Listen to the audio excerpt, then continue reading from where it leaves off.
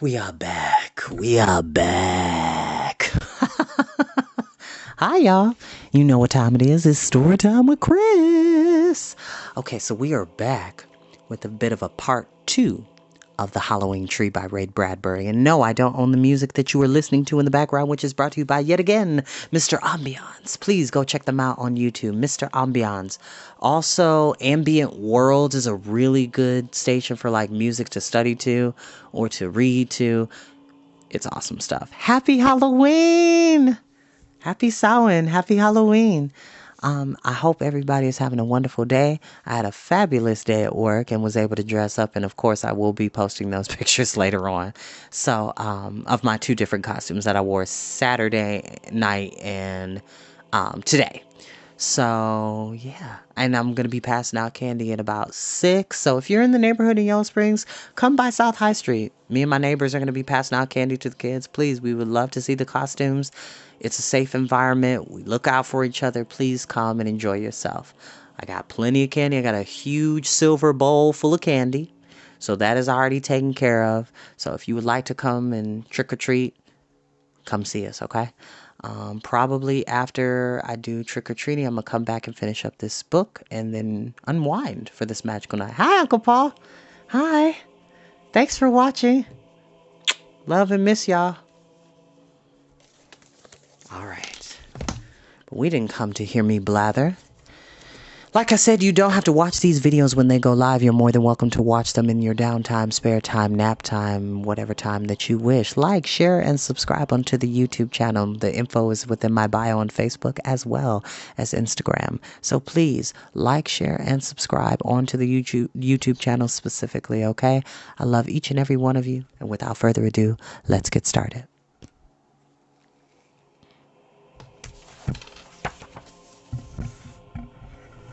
I'm loving this music though, seriously. Because shout out, it's like an ambient version of Gargoyles. So shout out to that. If you don't know what Gargoyles is, your childhood was remissed with some cool stuff. So let's go to. Actually, let's see how far we can go within an hour. Because I gotta get dressed. Okay.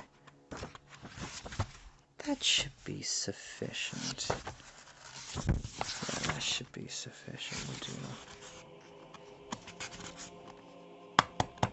Yes, there we go.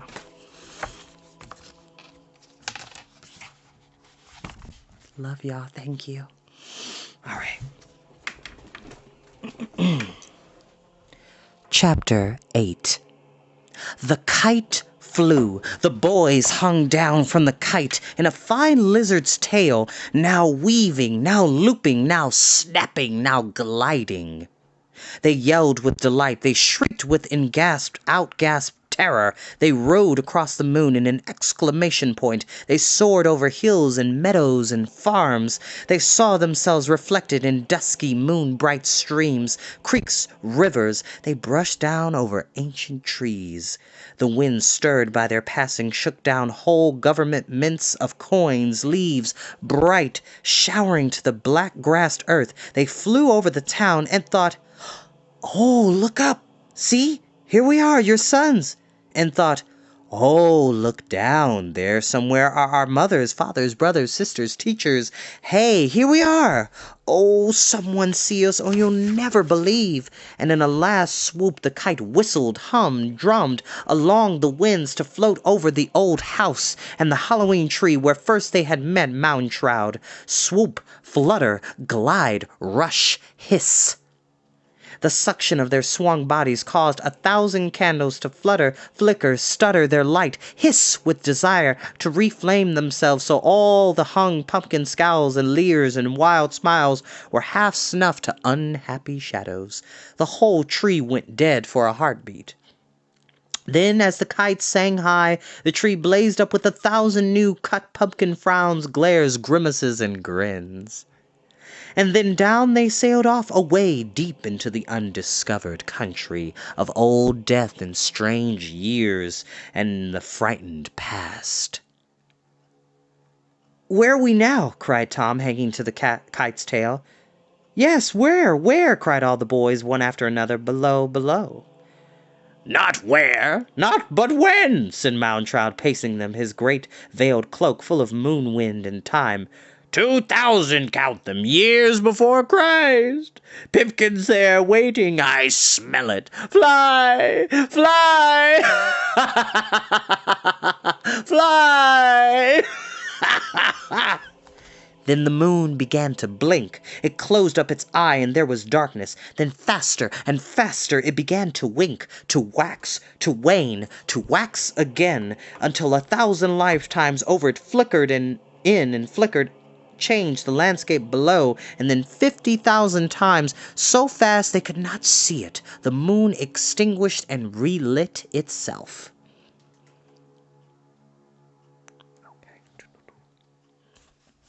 And the moon stopped winking and held very still. And the land was changed. "Look," said Mountroud, hung above the very air above them. And the million tiger, lion, leopard, panther eyes of the autumn kite looked down, as did the eyes of the boys. And the sun rose showing them Egypt, the river Nile, the Sphinx, the pyramids. "But," said Mountroud, "notice anything different?"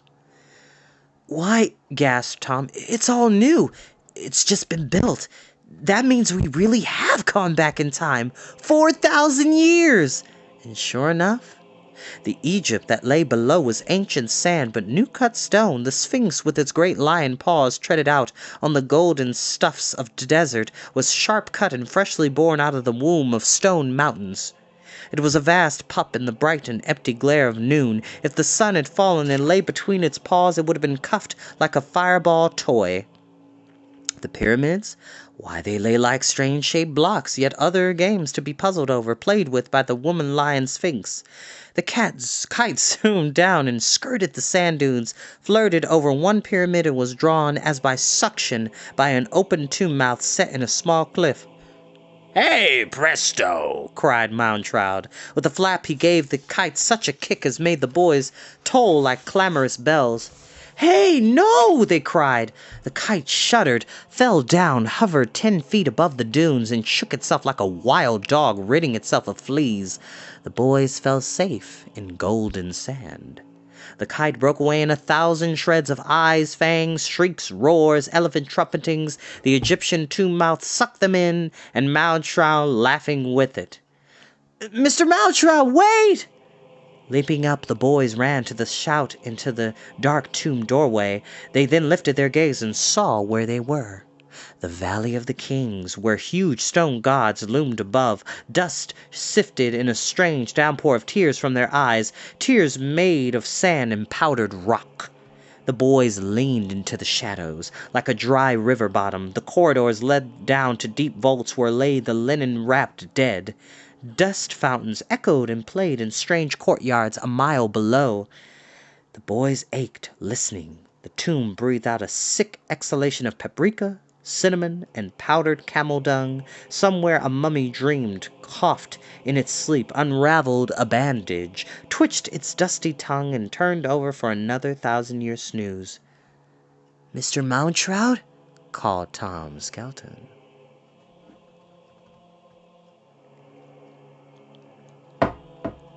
Chapter 9.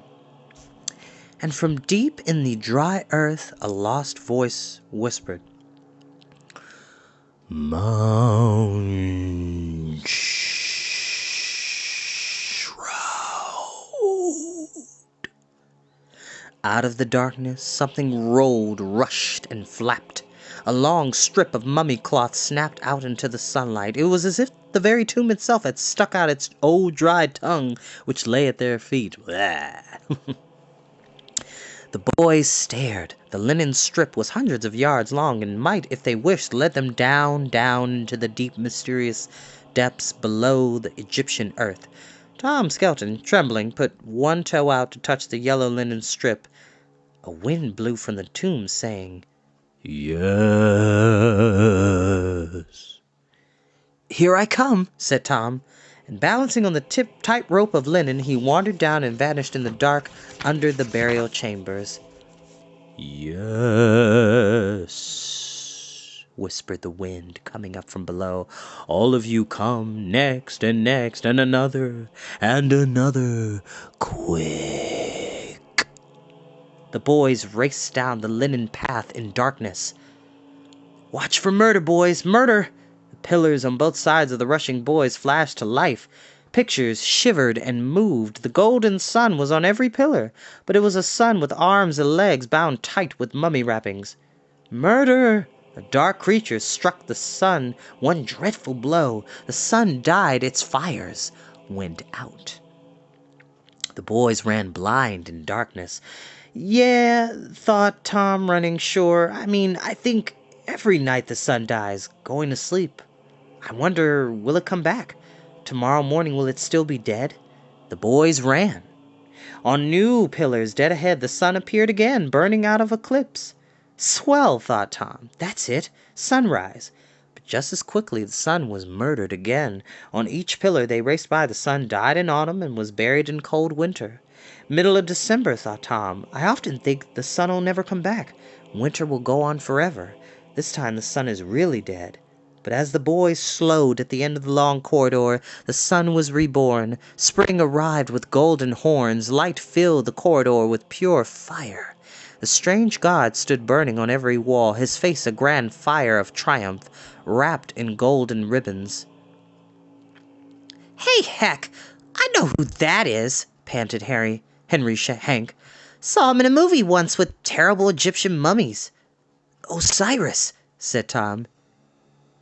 "Yes,"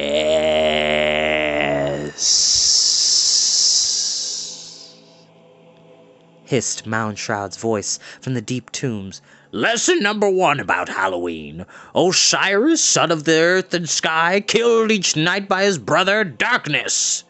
Osiris slain by autumn, murdered by his own night blood.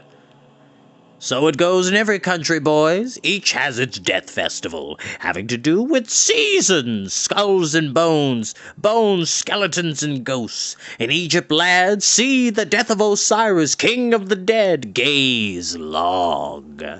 The boys gazed, for they had come to a vast hole in the underground cavern, and through this hole they could look out at an Egyptian village where at dusk food was being placed out in pottery in copper dishes on porches and sills. "For the homecoming, ghosts," whispered Moundshroud somewhere in the shadows. Rows of oil lamps were nailed to house fronts, and the soft smoke from these rose up on the twilight air like wandering spirits. You could almost see the haunts shifting along the cobble streets. The shadows leaned away from the lost sun in the west and tried to enter the houses, but the warm food steaming on the porches kept the shadows circling and stirring. A faint smell of incense and mummy dust wafted up to the boys, who looked out upon this ancient Halloween, and the treats being set forth not for wandering boys, but homeless ghosts. "Hey," whispered all the boys. "Do not lose your way in the dark," voices sang in the houses to harps and lutes. "Oh, dear sweet dead, come home and welcome here. Lost in the dark, but always dear. Do not wander, do not roam, dear ones, come home, come home." Smoke curled from the dim lamps, and the shadows stepped up on the porches and, very gently, touched the gifts of food. And in one house they could see an old grandfather mummy being taken out of a closet and put in the place of honor at the head of the table with food set before him. And the members of the family sat down to their evening meal and lifted their glasses and drank to the dead one seated there. All dust and dry silence. Chapter 10. "Quick now, find me!"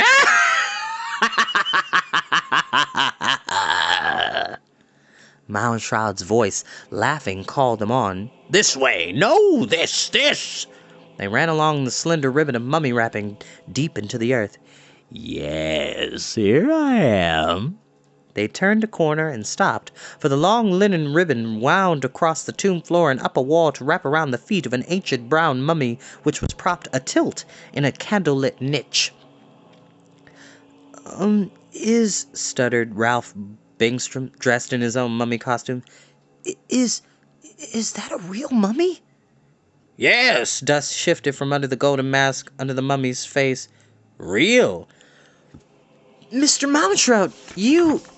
The gold mask fell to clang like a bright bell on the floor. Where the mask had been was a mummy's face, or a pool of brown mud crinkled by blasts of sun. One eye was glued shut with spiderweb, the other eye cracked forth tears of dust and a glint of bright blue glass. "Is there some boy there dressed like a mummy?" asked the voice muffled beneath the shroud.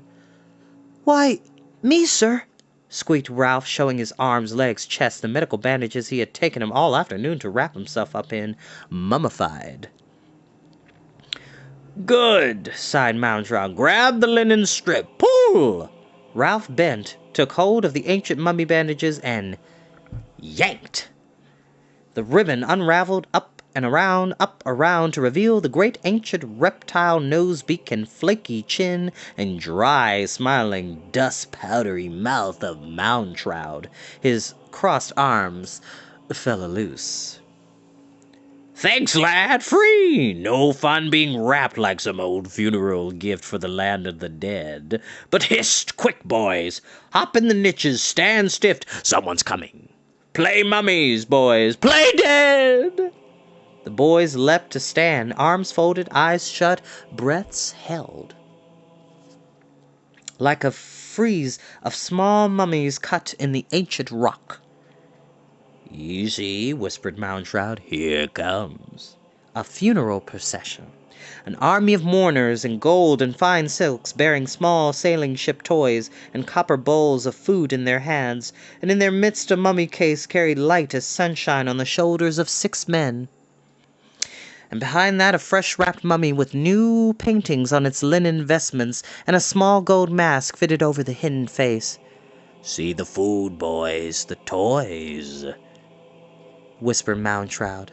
"They put toys in the tombs, lads, so the gods will come play, romp, rust about, and run children happy to the land of the dead. See the boats, kites, jump ropes, toy knives." "But look at the size of that mummy," said Ralph inside his hot linen bandages.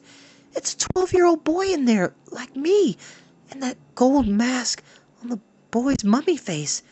Doesn't it look familiar?"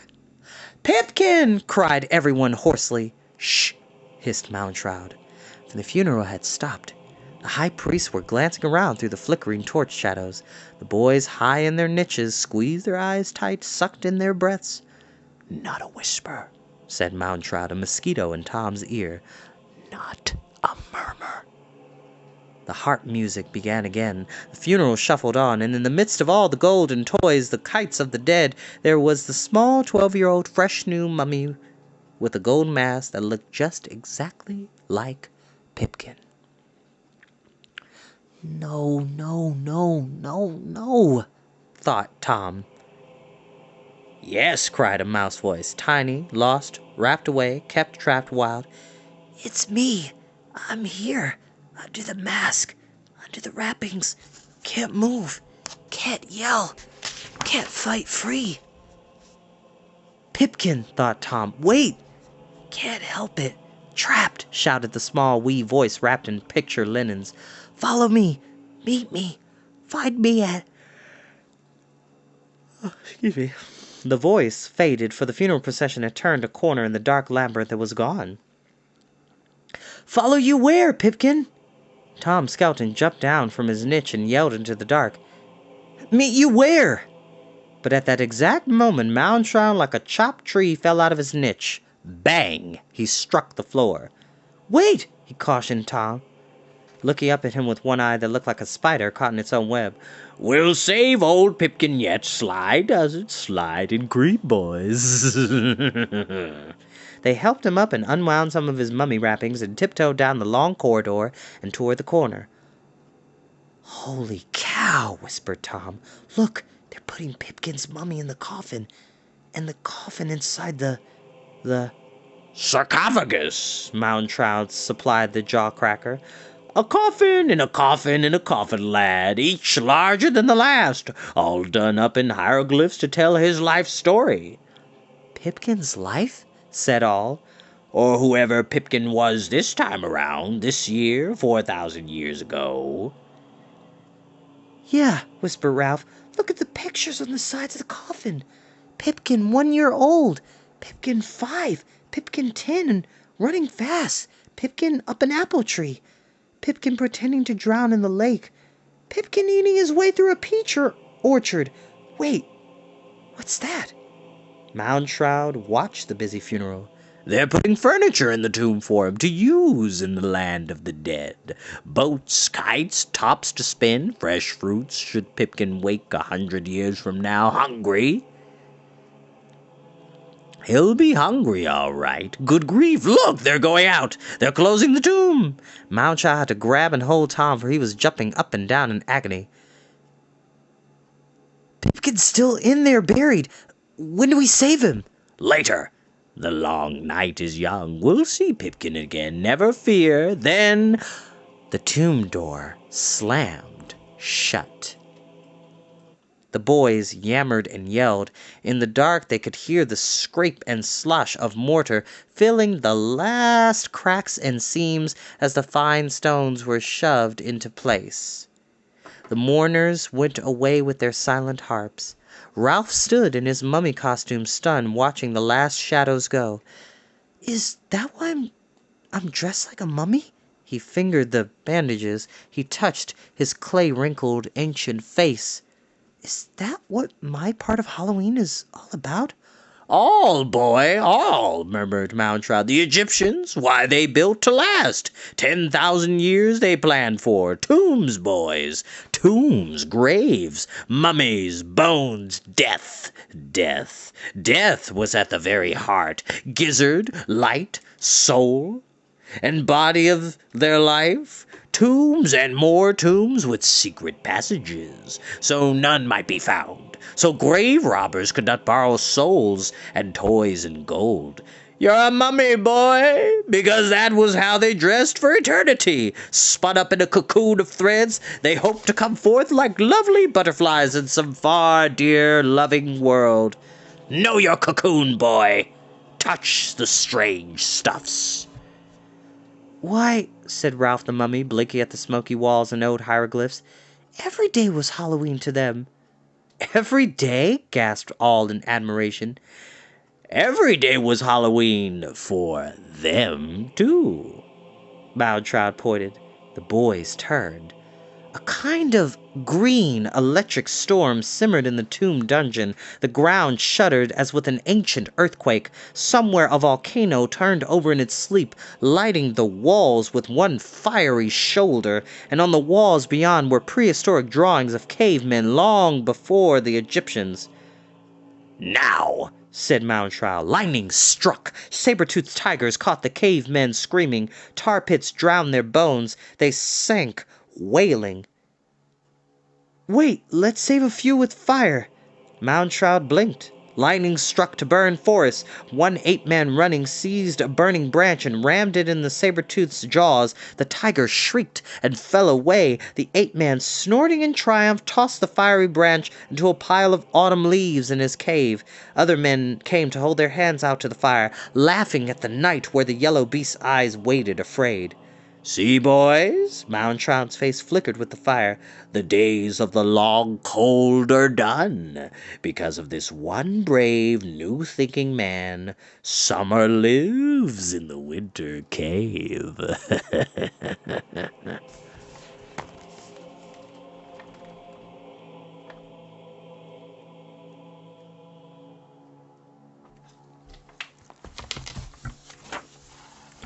But, said Tom, what's that got to do with Halloween? Do? Why, blast my bones, everything! When you and your friends die every day, there's no time to think of death, is there? Only time to run, but when you stop running at long last, he touched the walls. The ape-men froze in mid-flight.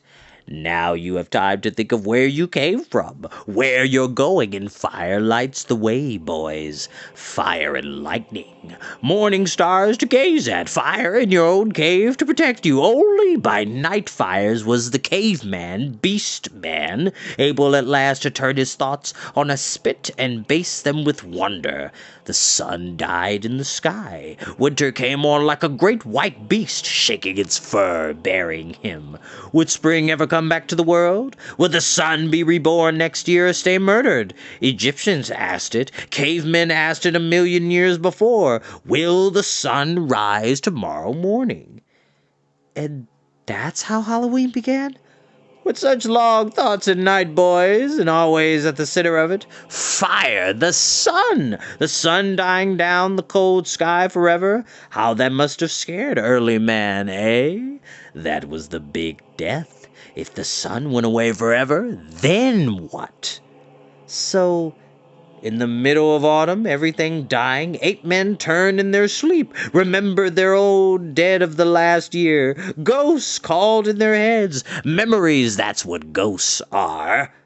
But 8 men didn't know that. Behind their eyelids, late nights, the memory ghosts called, waved, danced. So 8 men woke up, tossed twigs on the fire, shivered, wept. They could drive away wolves, but not memories, not ghosts. So they held tight to their ribs, prayed for spring, watched the fire, thanked invisible gods for harvest of fruits and nuts. Halloween indeed, 1,000,000 years ago in a cave in autumn with ghosts inside heads and the sun lost. Mountraud's voice faded. He unraveled another yard or 2 of mummy wrappings, draped them over his arms grandly, and said, "More to see, come on, boys." They walked out of the catacombs into the twilight of an old Egyptian day. A great pyramid lay before them, waiting. "Last one to the top," said Mountraud, "is a monkey's uncle." And the monkey's uncle was Tom.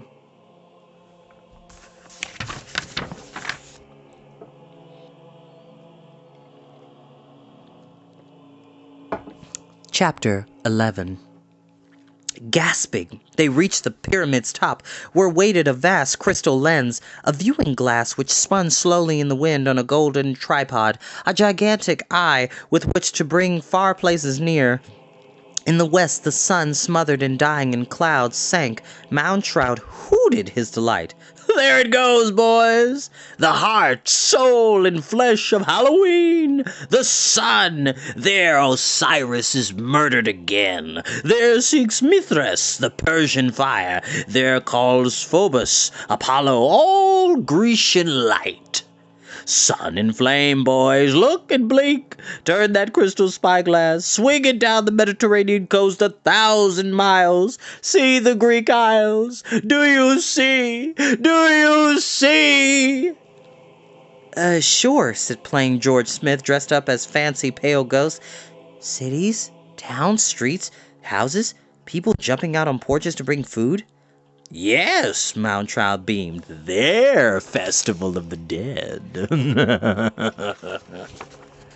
The Festival of Pots. Trick or treat, old style, but tricks from the dead if you don't feed them. So treats are laid out in fine banquets on the sill. Far away, in the sweet dusk, smells of cooked meats, steamed dishes were dealt out for spirits that smoked across the land of the living. The women and children of the Grecian homes came and went with multitudinous quantities of spiced and delectable victuals. Say that 3 times fast. Then all through the Grecian Isles doors slammed. The vast slamming echoed along the dark wind. The temples shining tight, said Mountraud. Every holy place in Greece will be double locked tonight. And look! Ralph, who was a mummy, swung the crystal lens. The light flared over the boys' masks. Those people, why are they painting black molasses on their front doorposts? Pitch, corrected Mountraud. Black tar to glue the ghosts. Stick them fast so they can't get inside. Why, said Tom. Didn't we think of that?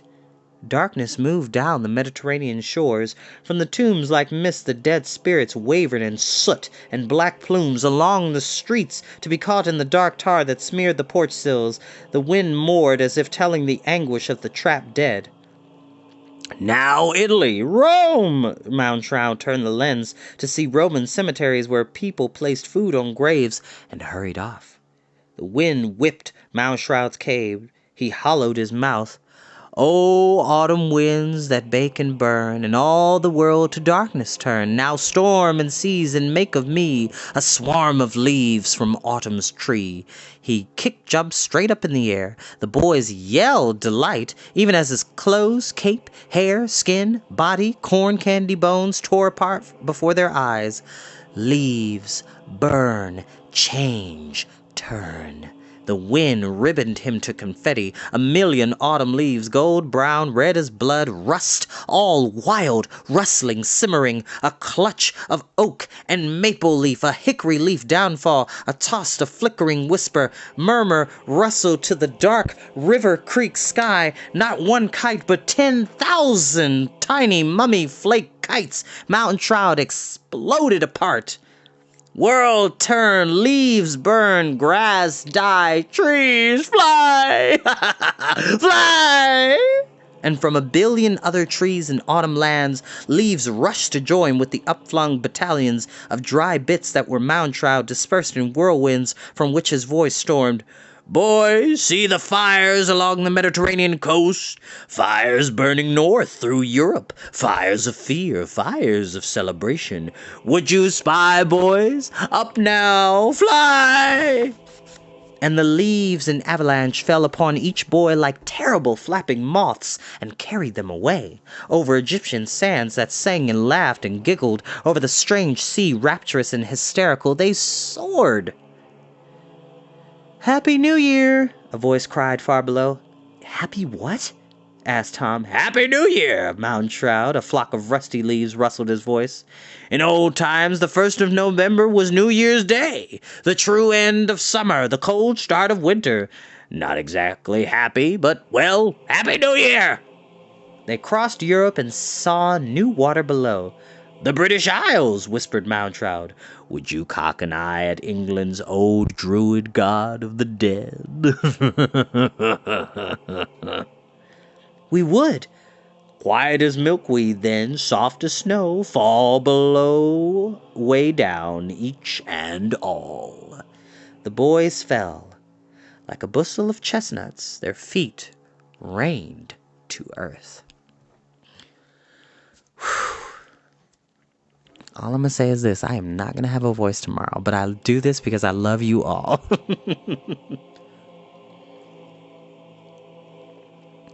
Chapter 12. Now the boys who landed like a downpour of bright autumn trash were in this order.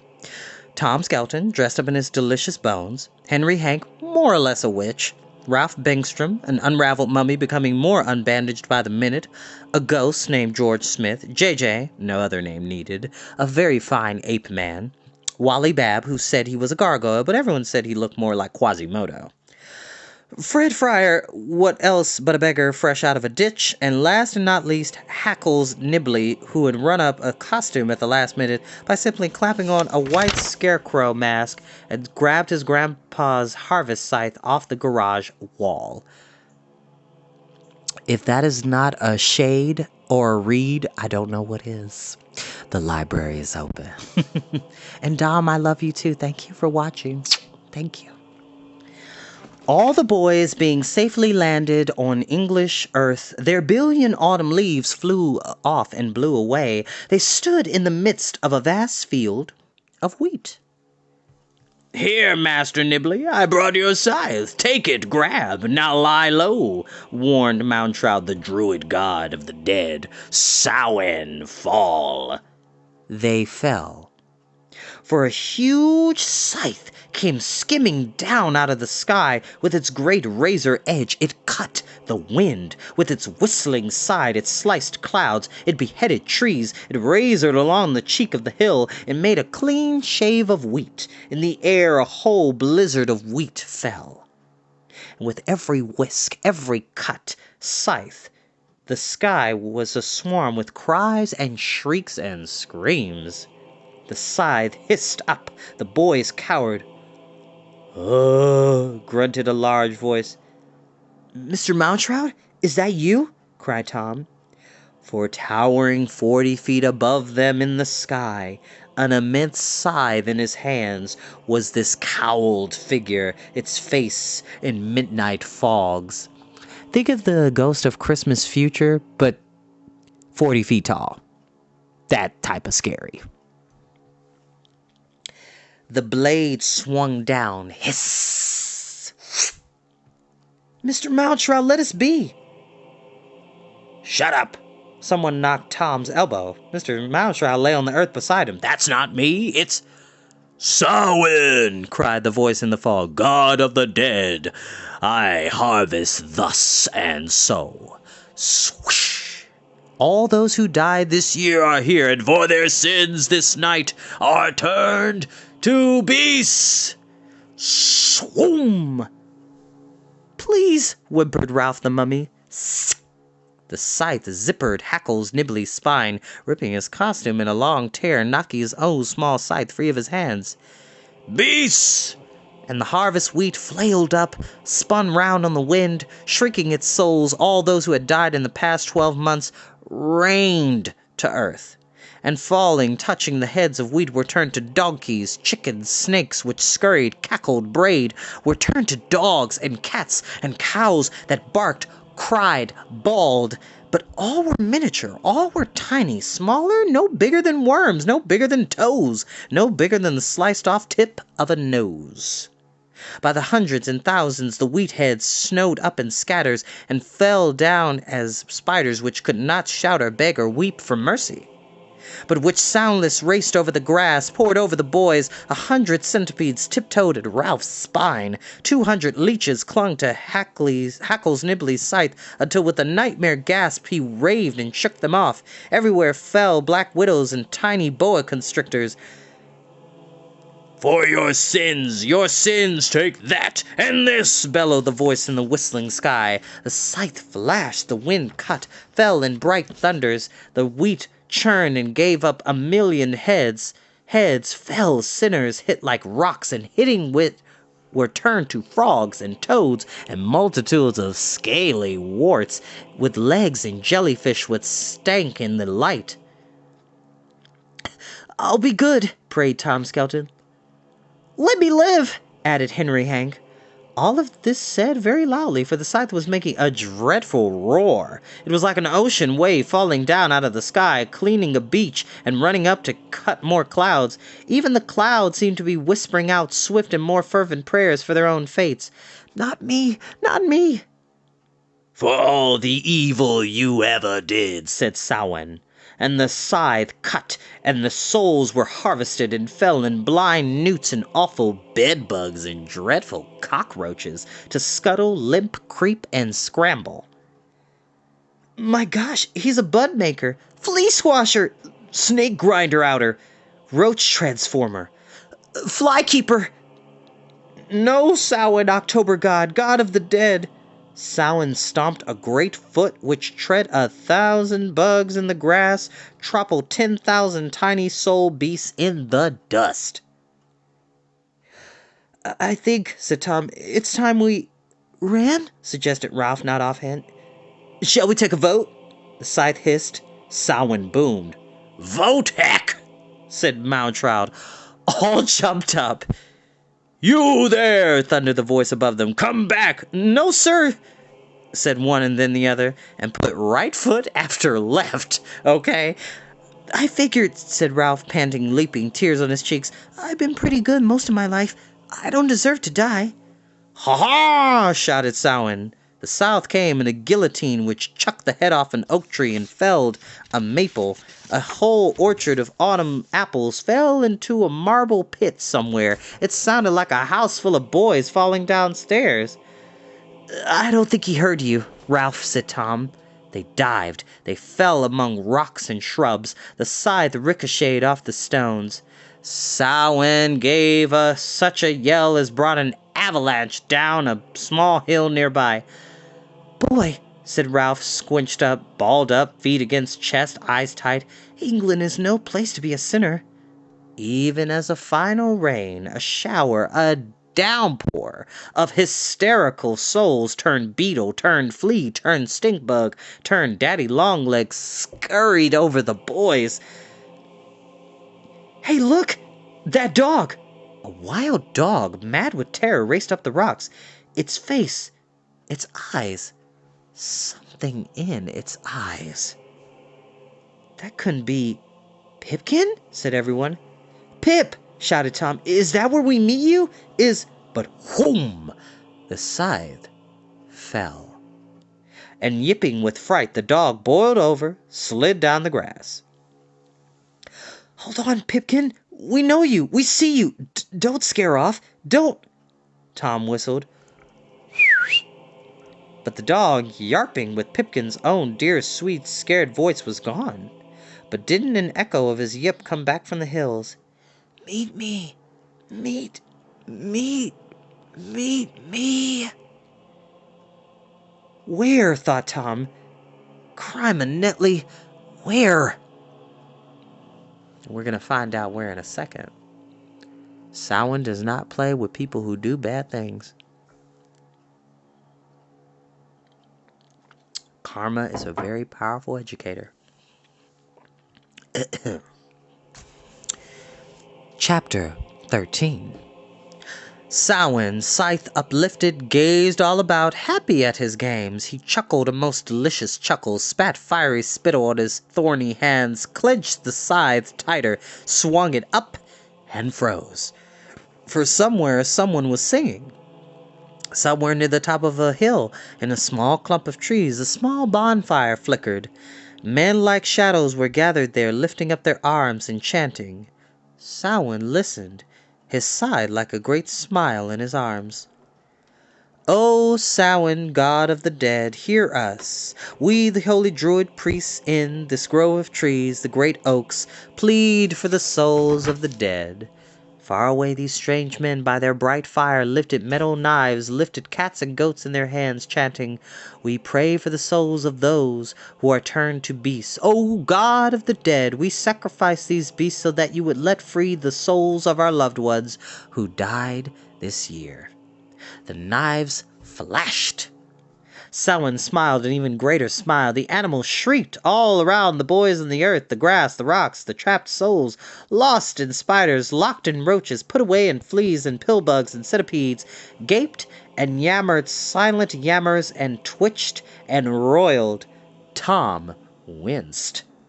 He thought he heard a million small, very microscopic bleats of pain and release from around him where the centipedes capered, spiders danced. "Let free, let be," prayed the druids on the hill. The fire blazed. A sea wind roared over the meadows, brushed the rocks, touched at the spiders, rolled the pillbugs, tumbled the roaches, the tiny spiders, insects, the miniature dogs and cows fluffed away like a million snowflakes. The tiny souls trapped in insect bodies dissolved. Released with a vast cavern whisper, they whistled up the sky. "To heaven!" cried the druid priests. "Oh, free go!" They flew. They vanished in the air with a great sigh of thanks and much gratitude. Samhain, god of the dead, shrugged and let them go. Then just as subtly, he stiffened. As did the hidden boys and Mr. Moundshroud crouched in the rocks. Through a valley and across the hill ran an army of Roman soldiers, a troop on the double. Their leader ran before them shouting, "Soldiers of Rome, destroy the pagans, destroy the unholy religion. Suetonus so orders." For Suetonus, there we go. Samhain in the sky raised his scythe too late. The soldiers slammed swords and axes into the bases of the holy druid oaks. Samhain shrieked in pain as if the axes had chopped his knees. The holy trees groaned, whistled, and with the final chop, thunder to earth, Samhain trembled in the air. The druid priests fleeing stopped and shuddered. Trees fell. The priests chopped at the ankles. The knees fell. They were blown over like oaks in a hurricane. "No!" roared Samhain in the high air. "But yes," cried the Romans. "Now!" The soldiers gave a final mighty blow. Oh.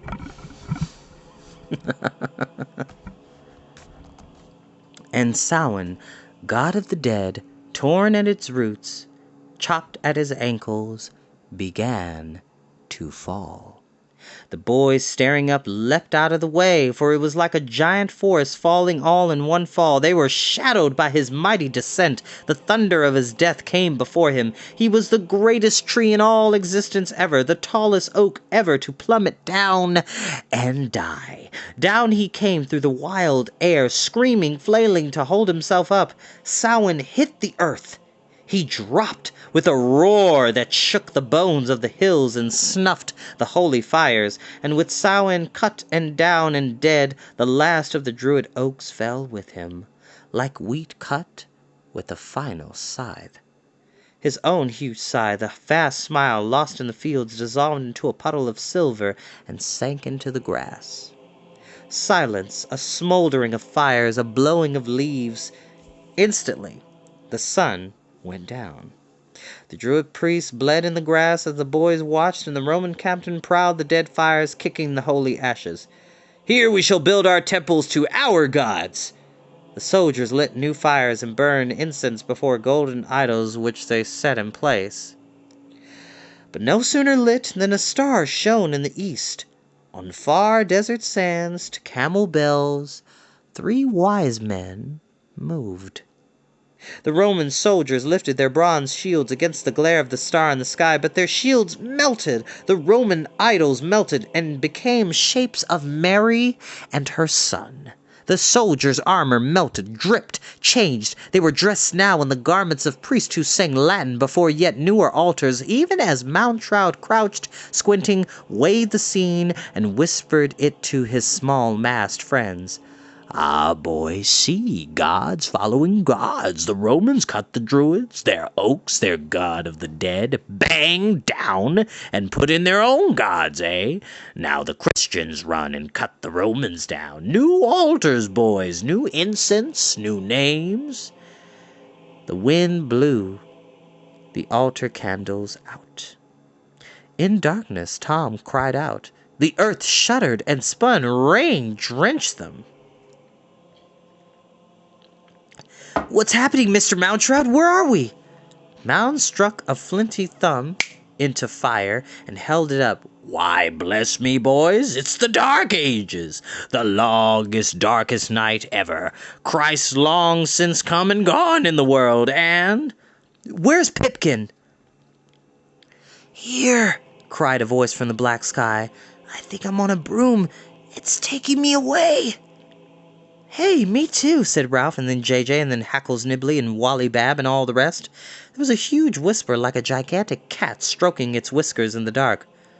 "Brooms," muttered Mountroud. "The gathering of the brooms, the October Broom Festival, the annual migration."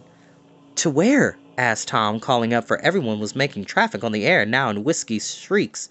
"The broom works, of course." "Help, I'm flying," said Henry Hank. Whisk! A broom whistled away. A great brambly cat flashed by Tom's cheek. He felt a wooden pole between his legs jump up. "Hang on," said Mountroud. "We're attacked by a broom. Only one thing to do. Hold tight!"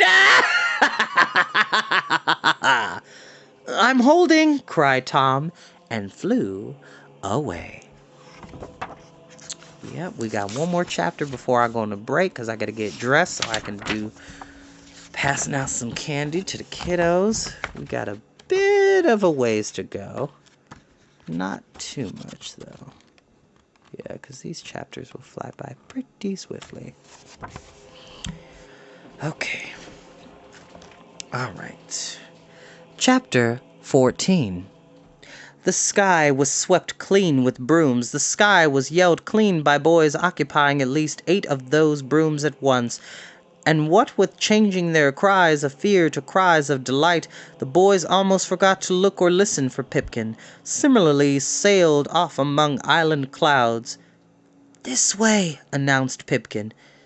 "As quick as we can," said Tom Skelton. "But Pip, it's awful hard to ride a broomstick, I find." "Funny you say that," said Henry Hank. "I agree." Everyone agreed, falling off, hanging on, climbing back.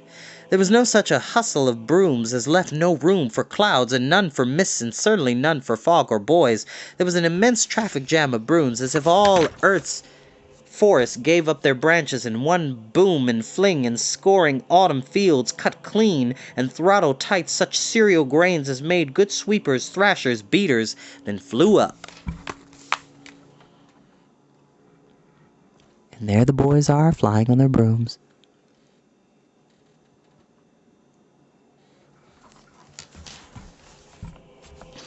But of course, Mr. Mousetrap doesn't need that because he doesn't need to fly on a broom because he's magical like that. So here came all the backyard wash-line prop poles in the world, and here came with them swarms of swaths of grass, clumps of weed, brambles of bush, to herd the sheep clouds and cleanse the stars and ride the boys. Said boys, each on his own skinny mount, were deluged with beatings and cuffings of flail and wood. They were punished severely for occupying heaven. They took 100 bruises each, a dozen cuts, and precisely 49 lumps on their tender skulls. "Hey, I got a bloody nose," gasped Tom, happily looking at the red on his fingers. "Shucks," cried Pipkin, going into a cloud dry and coming out wet. "That's nothing. I got one eye shut, one ear bad, and lost a tooth." "Pipkin," cried Tom, "don't keep telling us to meet you and then we don't know where. Where?" "In the air," said Pipkin. "Cheese," muttered Henry Hank. "There's 2,100,000,099,000,000 acres of air wrapped around the world. Which half acre does Pip mean?" "I mean," gasped Pipkin, "but a whole bindle of broomsticks banged up in an akimbo dance like a scuttle of cornstalks across his flight, or a farmland fence suddenly come antic and in frenzies. A cloud with a grand fiend face gaped its mouth. It swallowed Pipkin, broom and all, then shut its vapors tight and rumbled with Pipkin indigestion.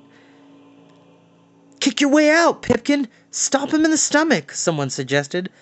But nothing kicked, and the cloud, satisfied, sailed on forever's bay toward eternity's dawn, ruminating over its delicious sweet boy dinner.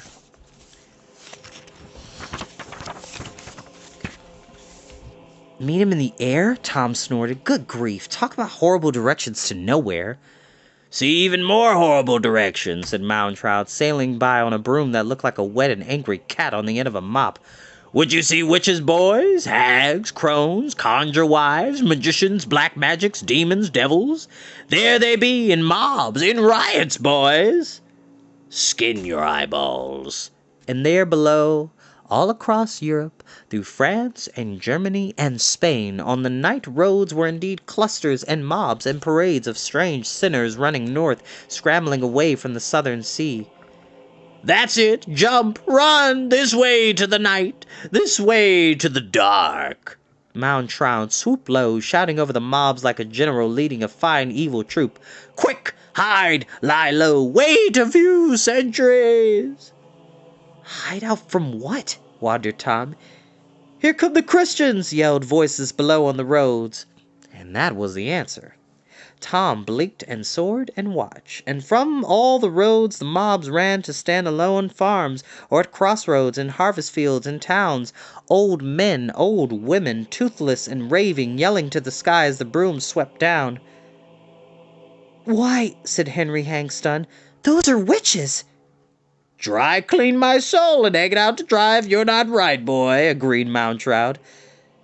"These are witches jumping fire," said JJ.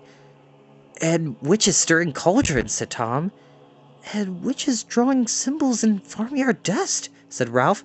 "Are they real? I mean, I always thought—" "Real?" Mountrout, insulted, almost fell from his bramble-cat broom. "Ye little gods and fishes, lad, every town has its resident witch. Every town hides some old Greek pagan priest, some Roman worshipper of tiny gods who ran up the roads, hid in culverts, sank in caves to escape the Christians. In every tiny village, boy, in every scrubby farm, the old religions hide out. You saw the Druids chopped and cut, eh? They hid from the Romans, and now the Romans who fed Christians to lions run themselves to hide. So all the little lollygagging colts, all flavors and types, scramble to survive. See how they run, boys, see! And it was true.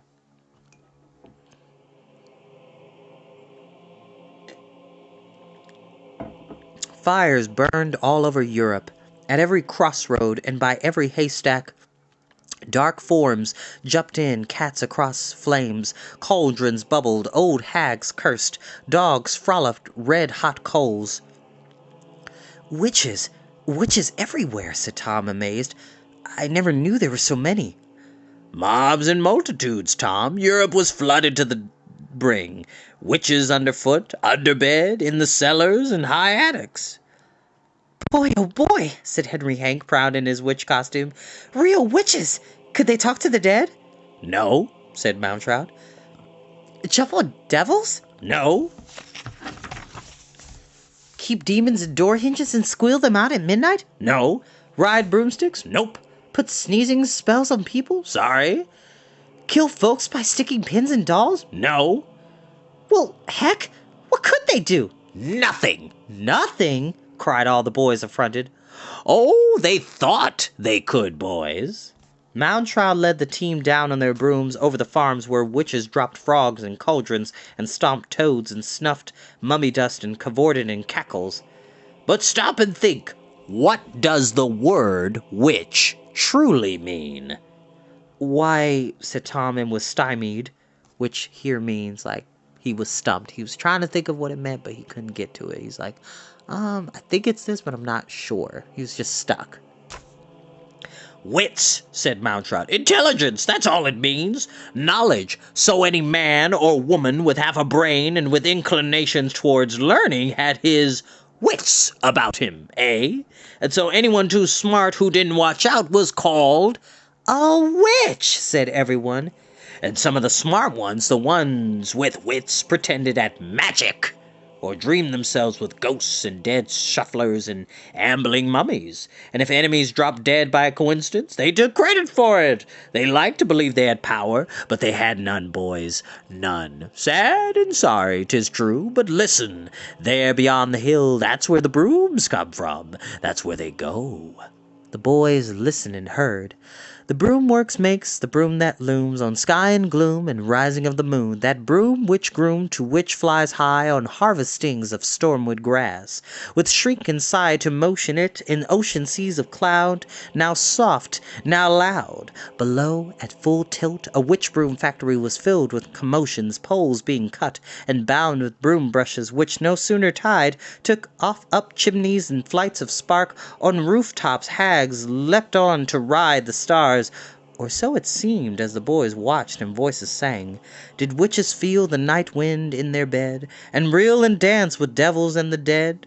No, but that is what they bragged and claimed and said, until whole continents hell-bent named witches of the innocents, and didst conspire to burn old women, babes, and virgins in fire.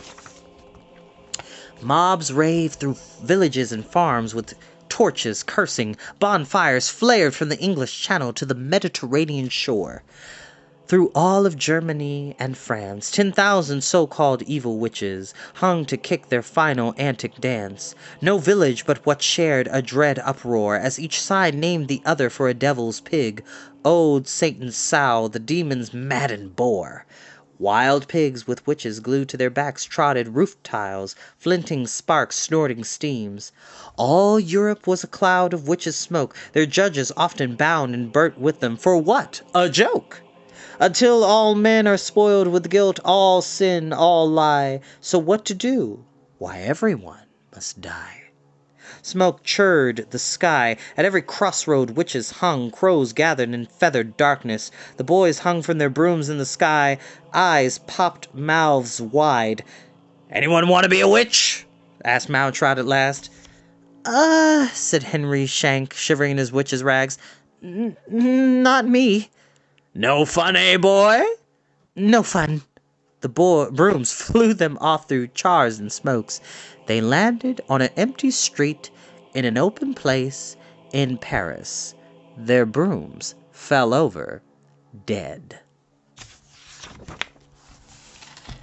Actually, let's see how long. Well, this one isn't too long, but you know what? I think that's a good stopping point for now. As I always say, you don't have to watch these videos when they go live. You're more than welcome to watch them at your leisurely time. I will be back later on tonight, y'all. I'm going to go and set up for trick-or-treating and make sure the kids are safe out there. So I'll see y'all later on, okay? See ya.